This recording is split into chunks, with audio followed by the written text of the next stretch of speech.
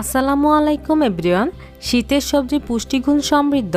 শীতের সবজি দিয়ে স্বাদের ভিন্নতা আনতে আমরা নানাভাবে রান্না করে থাকি। ঠিক তেমনই আজ ফুলকপি দিয়ে দারুণ মজার ফুলকপির রোস্ট তৈরি করে দেখাবো।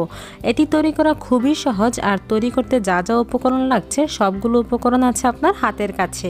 তো চলুন আর কথা না বাড়িয়ে আমরা দেখে নিই এই রান্নাটি আমরা কিভাবে করতে পারি। তার জন্য প্রথমে কিছু মশলা রেডি করব। নিচ্ছি 1.5 চামচ মরিচ গুঁড়া, নিচ্ছি 1 চামচ ধনে গুঁড়া, নিচ্ছি 1 চামচ জিরা গুঁড়া, আর যাবে 1/2 চামচ গরম মশলার গুঁড়া।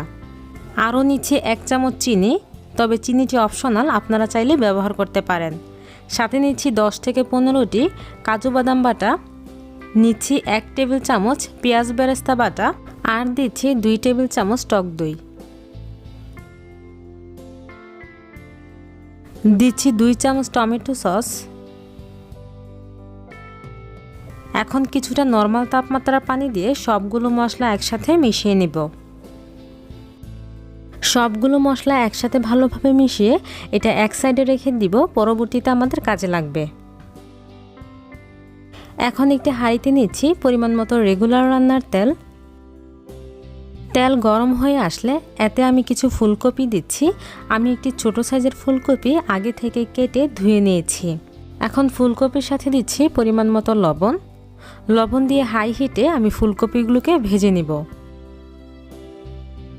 আমাদের ফুলকপিগুলো ভাজা হয়ে গেছে, এই পর্যায়ে আমি চুলা থেকে তুলে ফেলছি। এখন ফুলকপি ভাজার ফ্রাই প্যানে দিয়ে দিচ্ছি পরিমাণ মতো রেগুলার রান্নার তেল। সাথে দিচ্ছি 2টি তেজপাতা, দিচ্ছি 2 টুকরো দারচিনি, দিচ্ছি 3টি লবঙ্গ, আর দিচ্ছি 2টি এলাচ কিছুটা থেতো করে। এখন গরম মশলাগুলো কিছুক্ষণ ভেজে নিব। ভাজার সময় সাবধানে ভাজবেন, যাতে করে আবার এই মশলাগুলো পুড়ে না যায়। ভাজা হয়ে গেলে এতে দিচ্ছি মেজারমেন্ট কাপের 1/4 কাপ পরিমাণ পেঁয়াজ কুচি। আপনি এখানে পেঁয়াজ কুচির পরিবর্তে পেঁয়াজ বাটাটাও ব্যবহার করতে পারবেন। পেঁয়াজ কিন্তু বেরেস্তা করে ভাজবো না, পেঁয়াজটা সফট হয়ে আসা পর্যন্ত ভেজে নিব।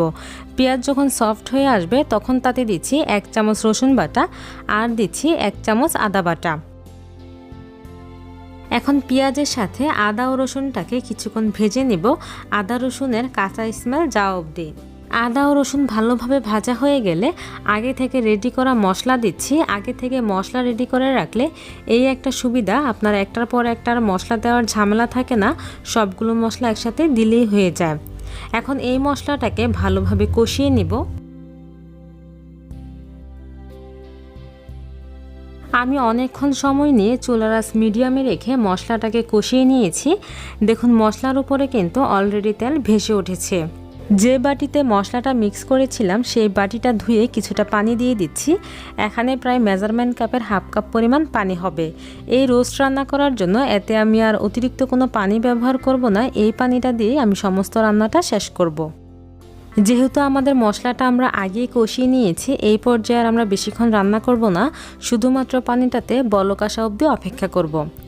যখন সম্পূর্ণ পানিতে বলক এসে যাবে তখন এতে দিচ্ছি আগে থেকে ভেজে রাখা ফুলকপিগুলো দিয়ে মশলার সাথে খুব ভালোভাবে মিশিয়ে নিচ্ছি। ফুলকপি মশলার সাথে ভালোভাবে মিশিয়ে নিয়ে এতে দিচ্ছি 4 থেকে 5টি কাঁচামরিচ। এই কাঁচামরিচে কোনো ঝাল বের হবে না, কিন্তু খুব সুন্দর একটি ফ্লেভার আসবে। এখন ঢাকনা দিয়ে চুলার আঁচ কমিয়ে রেখে আমরা ফুলকপিগুলোকে রান্না করে নেব একেবারে সিদ্ধ হওয়া পর্যন্ত। এরই মাঝে কিন্তু আপনাকে কয়েকবার নেড়ে দিতে হবে, তা না হলে আবার ফুলকপি নিচ থেকে লেগে যাবে। এরই মাঝে আমাদের ফুলকপি একেবারে রান্না হয়ে গেছে এবং ফুলকপিটাও খুব সুন্দরভাবে সিদ্ধ হয়ে গেছে। এখন আমি চুলা থেকে নামিয়ে ফেলবো। কেউ যদি চান এই পর্যায়ে আপনি 1 চামচ ঘিও দিতে পারেন। ভিউয়ার্স, আশা করছি আজকের এই রেসিপিটি আপনাদের সকলের কাছে ভালো লেগেছে। আপনি এটিকে পোলাও কিংবা রুটি যে কোনো জিনিসের সাথে পরিবেশন করতে পারবেন। সবাই ভালো থাকবেন, দেখা হবে আগামীতে নতুন রেসিপি নিয়ে। আল্লাহ হাফেজ।